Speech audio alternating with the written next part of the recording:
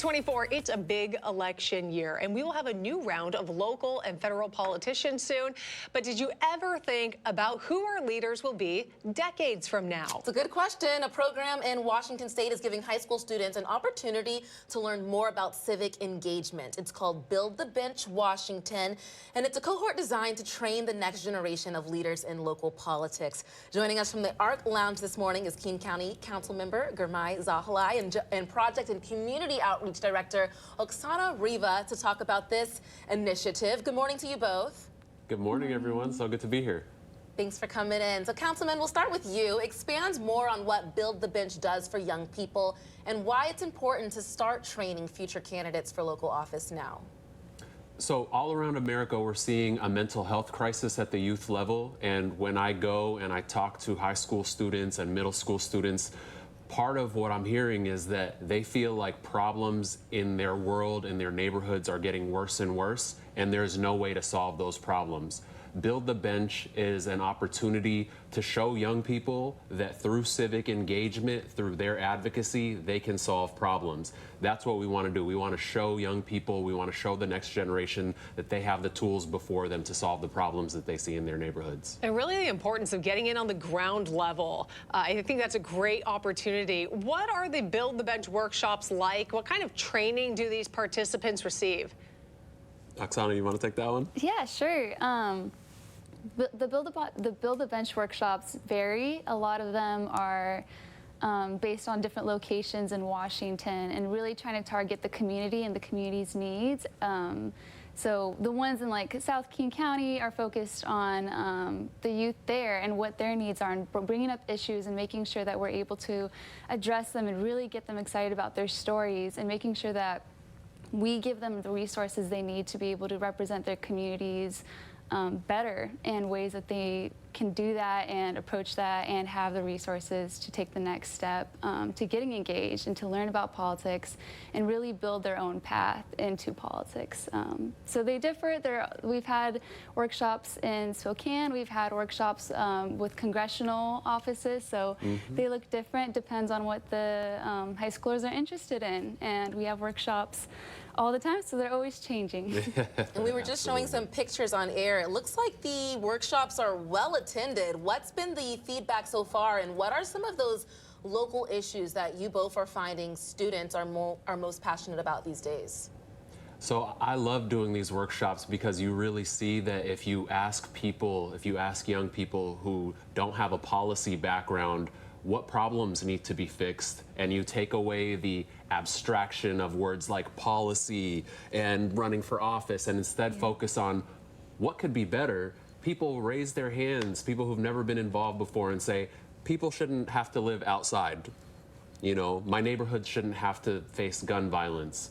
People should be able to breathe clean air and drink clean water. And we go from there and we tell them, well, if you advocate at this level of government or that level of government, or you yourself run, then you can be part of that solution to get clean air and drink clean water and live in a safe neighborhood and make sure that every single person has a good and safe home to live in.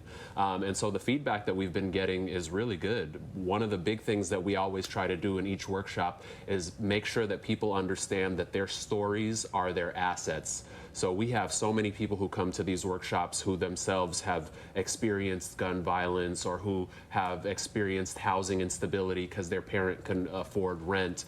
And we tell them, you know, that experience is not something you should shy away from or hide, because now that is your asset. If you go around on a campaign trail and you're able to connect with people and say, I myself have experienced this and now I want to be part of the solution, that's a really powerful thing that people can use to connect with potential voters. Yeah, embrace it, and then it gives people the opportunity to know that you've been there, you've been through that very thing. Yeah. How can interested students get involved, and then how are those participants eventually selected to engage at a local level? Are there any qualifications? No, there are no qualifications. There's no selection process. We just ask that you sign up for a workshop, and a lot of the workshops will show up on electgurmai/bench. .com/bench. Yes, electgurmai.com/bench. And our next workshop's actually coming up this Saturday. All you need to do is sign up. yeah, the workshops are very accessible. They're free. And we try to find ways to make sure that we bring the resources that the kids need to be able to learn how to run for office. And a lot of it is learning your story and just walking through it and being able to learn from leaders in the local areas that have been in your shoes and are trying to help build the bench as well. And a lot of the people who tend to be attracted to our workshops are quote unquote young people, but we don't limit it to anybody. Anybody who wants to learn more about civic engagement, running for office, advocating for what's right and creating positive change, we invite everybody to participate. No age restrictions, no demographic restrictions, all are welcome. And it's so great that you all are helping us do this interview today, because we actually have that workshop coming up this Saturday, and it's going to be focused on what we call the technical aspects of running for office. You know, we can speak all day about the fuzzy, warm sides about why people should run for office, but we really want to get to brass tacks. You know, what are the nuts and bolts of running for office? What paperwork do you have to file? How do you fundraise? You know, when is the filing deadline? How do you run a campaign? Those types of questions we will answer at the workshop this Saturday. And if you want to RSVP, you can go to electgurmai.com/bench. And that website at the bottom of your screen right now, everybody. Thank you both so much for coming in to the studio today and sharing all the information. It sounds like it's going to be very educational. Yeah. And something for everybody, too. Absolutely. Thank you both so much for having us. Thank you. Thank you. What I think is so cool is oftentimes you don't know what's available until someone shows you an open door. Yeah. And sometimes it takes to get to, you know, college, or sometimes maybe after that for those doors to be open. But it's so cool hearing about this being open to some of the younger generation and students to get a foot in early and get that jump start. Someone's got to do the job. You look at our local leaders now, they're middle-aged to maybe a little bit older, maybe even closer to retirement. So it's like, who's going to fill those shoes next? Yeah, they're paving the way. Yeah, and embrace your challenges. I love that. That is so cool.